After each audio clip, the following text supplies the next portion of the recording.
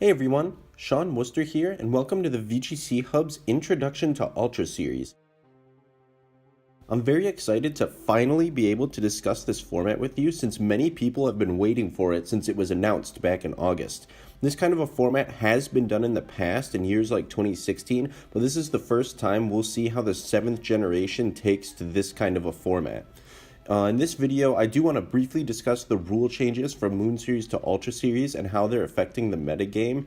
There are some patterns that have become pretty common in the past years that this format has done, and I assume they'll be the same as this metagame goes forward. Afterwards, I want to talk about some of the cores that have developed in the early part of Ultra Series, and then I want to look at some of the 7th generation's Pokemon specifically and how they could possibly affect this format compared to the ones we've had in previous years.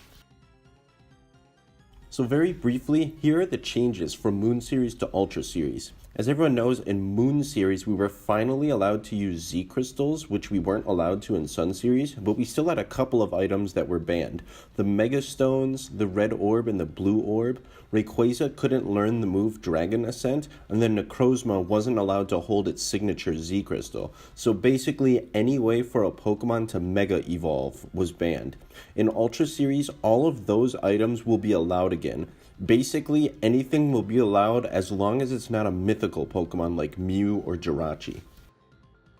So now that we know the rule changes, here are a couple of ways that they'll affect the metagame. As with any metagame, it will take some time before the best teams really start to develop and before people really discover what the best compositions are. But based on the rule changes and the metagames from past formats, there are a couple of things that we are pretty certain will happen.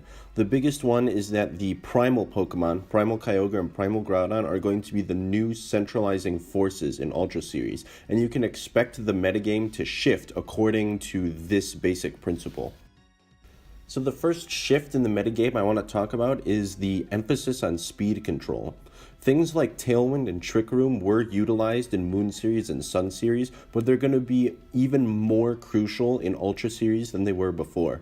With its Blue Orb, Kyogre is no longer going to be able to hold the Choice Scarf item, so having Tailwind up for Kyogre teams is going to be even more critical. Prankster options like Tornadus are still going to be used, but bulkier Pokemon that can set up Tailwind multiple times throughout a match are going to be more favorable since Kyogre is going to need Tailwind up a lot of the time. Mega Salamence is a common option from past formats, but Yveltal and Lunala are two newer Pokemon that you definitely shouldn't look past either. Trick Room also becomes slightly more prevalent in Ultra Series, especially on the Groudon-based teams. Groudon often forgoes speed investment for bulk, so many teams opt to use Trick Room in an attempt to counteract the speed investment into opposing Kyogre teams. Stakataka is a Trick Room setter to look out for, as it not only changes the speed but can also act as a Xerneas or a Rayquaza check. But some other Trick Room setters are going to become even more popular due to this next point, which is Levitate. Because of how strong Groudon is, Pokemon with Levitate and or a flying typing are going to be much more popular in this format. Cresselia and Bronzong have been really popular in past formats because they not only have Levitate, but they have Trick Room as well. Both of these Pokemon also carry the move Skill Swap, which means that they have an entirely new niche in this metagame. Because Groudon and Kyogre's abilities completely nullify each other, having Skill Swap to regain control of the weather is much more powerful in Ultra Series. Gengar has also been popular in past formats, but Levitate has been taken away from it in the 7th generation. I'm assuming Mega Gengar will still be a very strong Pokemon because of its Shadow Tag ability, but it's going to be a little more predictable because it can't just threaten to switch into a Precipice Blades at any given moment. The last thing I wanted to talk about in this point is Xerneas. It's still a very strong threat in Ultra Series, but it's not the ultimate centralizing Pokemon that it was in Moon Series. Part of this is because there's so much reward from running teams centered around Kyogre and Groudon. Their inflated stats allow them to throw out large chunks of damage and absorb hits much better than their base forms, and they have much lower risk associated with them. Another reason for this is that with Ultra Series, several new checks and counters to Xerneas become viable when they weren't in the past. Primal Groudon is a big one because it gains a fairy resistance with its fire typing. which allows it to take on Xerneas without being completely invested in special defense. Several non-restricted checks become more viable as well, such as Mega Gengar, Mega Mawile, and Bronzong. So if you're feeling lost within Ultra Series, don't worry, you're not alone. There's a ton of new information to digest within this format. The following is going to serve as a small introduction to some of the stronger and more proven restricted combinations, as well as some Pokemon that you can expect to see paired alongside them. These cores have been topping the ladder on Pokemon Showdown for a little while, but they've also proven themselves in past formats. So in Sun Series and Moon Series, Xerneas and Groudon were popular because they checked each other's weaknesses really well. This duo becomes nearly flawless at doing so in Ultra Series. Groudon's new Fire typing allows it to take on the Steel types that threatened Xerneas before with much more ease, and the weather it has also completely nullifies offensive Water types like Kyogre. In turn, Xerneas still checks a lot of the Pokemon that would be troublesome to Groudon, like Yveltal and the newly available Mega Salamence. Mega Salamence itself also adds another dimension to this core because it can do just a little bit of everything. Aerial 8 Double Edge still does large chunks of damage, and Hyper Voice can be used as a spread attack for chipping. Salamence also has Intimidate in its base form. It can switch into opposing Groudons really easily, and it can set up Tailwind as well to support. In previous formats, Mega Kangaskhan was paired with these as well because it provided fake-out support and made it easier to find a spot to set up Geomancy, Tailwind, or Trick Room with a different partner. This characteristic is still technically true, but Kangaskhan has been heavily nerfed because of its lack of damage output and not having access to Power-Up Punch. Incineroar will probably take the place of Mega Kangaskhan on a lot of these teams. It doesn't take up the Mega slot, it provides a second Intimidate, and it also has a slow U-turn to cycle in and out with ease. The last time we had a format like this, Wolf Glick won the World Championships with a Rayquaza Kyogre team, and this duo is still a very strong archetype today. Kyogre and Rayquaza give this team 3 different options to win the Weather War. Airlock can be a devastating ability because it means Primal Groudon will take full damage from Water-type attacks, even if it technically has the Sunlight set up.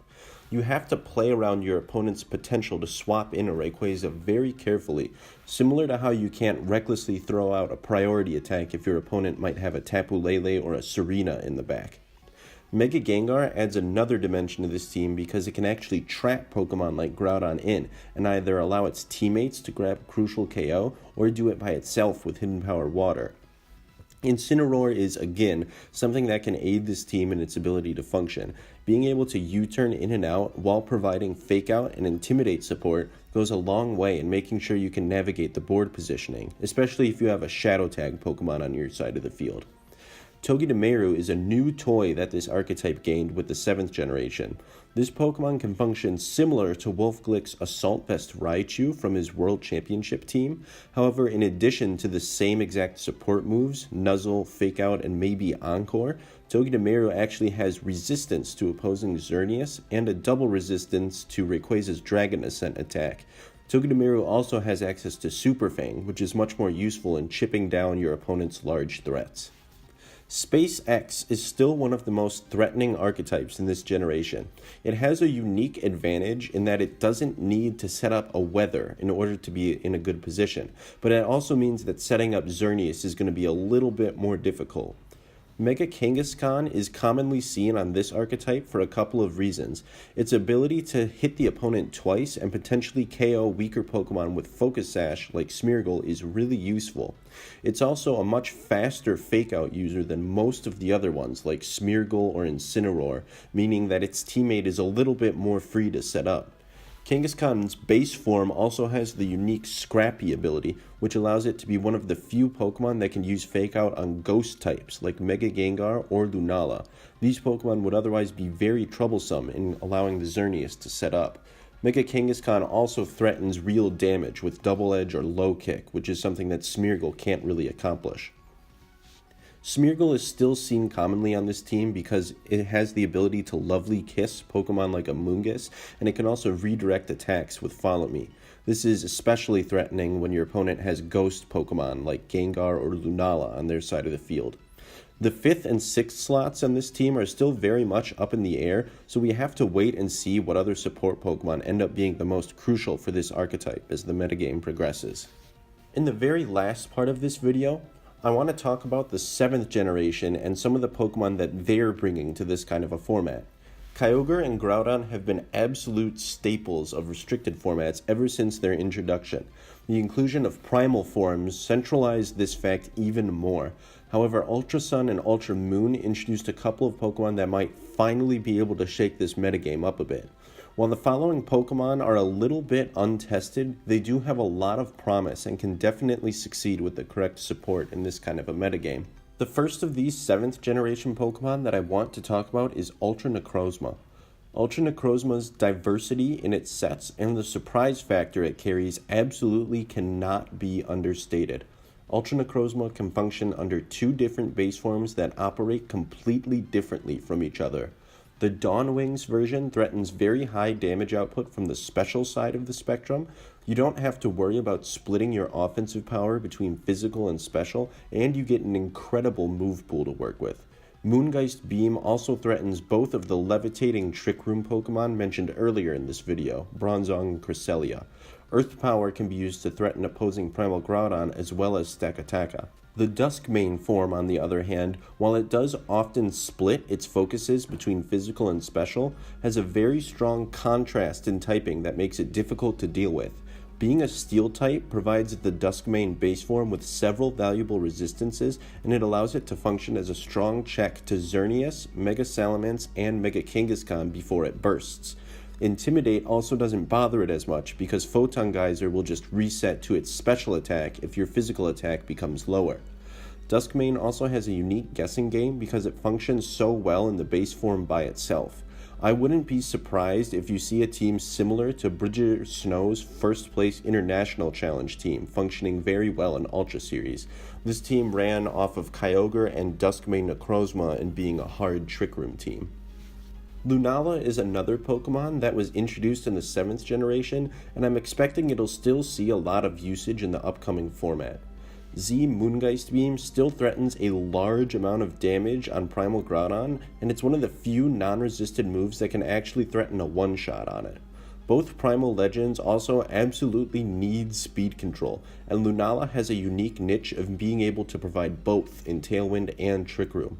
Lunala also has access to Wide Guard, which means it can potentially protect any of its teammates from whichever of the opposing Primal Pokemon happen to be on the field at the time. Lunala can still function with its Psych Up set as well, similar to the Xerneas Lunala teams we saw being popularized in Sun Series and Moon Series. While Tapu Lele isn't a restricted legend, this Pokemon still deserves a special mention for the upcoming Ultra Series. Tapu Lele's Psychic Terrain makes both of the restricted legends that we just talked about much more threatening within Ultra Series.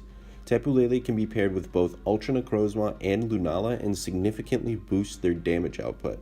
Ultra Necrozma especially benefits from this. Its signature Z move cleanly one-shots almost any non-resistant Pokemon just by itself, but when it's boosted by the Psychic Terrain, even resistant Pokemon take a significant chunk of damage. This terrain also protects both of these Pokemon from priority moves, which are some of their biggest weaknesses. Sucker Punch from Yveltal and Mega Mawile, as well as Extreme Speed from Rayquaza, both become completely useless under this terrain. Tapu Lele also has offensive fairy attacks like Moonblast, which means it can threaten Pokemon like Rayquaza, Mega Salamence, and Ultra Necrozma. Togedemaru was talked about in the beginning of this video, and I'm fully expecting this Pokemon to become a staple part of the Rayquaza Kyogre archetype. It has all the same benefits that Raichu does, but it gets Super Fang as well as extra resistances to Fairy and Flying. Redirecting electric attacks was strong enough back in 2016 for this archetype to use it, but with the introduction of Tapu Koko as well as its potential to Z-move, this Lightning Rod ability becomes even more powerful. You do have to be a little careful, however. Togedemaru's Steel typing means it gains an extra weakness to ground moves, so random Earth Power techs can threaten to one-shot this Pokemon sometimes. This is one area where Raichu does stand out a little bit. I cannot stress enough that we have merely scratched the surface of this format. Several restricted cores have potential in this format, and I do hope to feature some of them eventually on this channel. We also talked a little bit about the wide variety of megas and non-restricted Pokemon that are still viable, some of which are already seeing success on the Pokemon Showdown ladder. This format is so deep that it's really impossible to cover everything in one intro video, so be sure to hop on the ladder and try some things out for yourself. Remember, if your core doesn't work out, that's totally fine. You don't lose anything by just trying it out and seeing what happens. Thanks to everyone for tuning into this video. In the description below, I've linked to the Smogon VGC Forums, who are starting to put up analysis and discussion for some of the more common Ultra Series threats you'll run into. Be on the lookout for our next video to be something a little bit different. The best way to learn the metagame is to dive right in. On our Twitter poll, team building videos were the most popular option that people wanted to see on our channel. We'll try out some new ideas and dive right into this metagame and see what happens. Until then, enjoy the rest of your week and we'll catch you on the next video.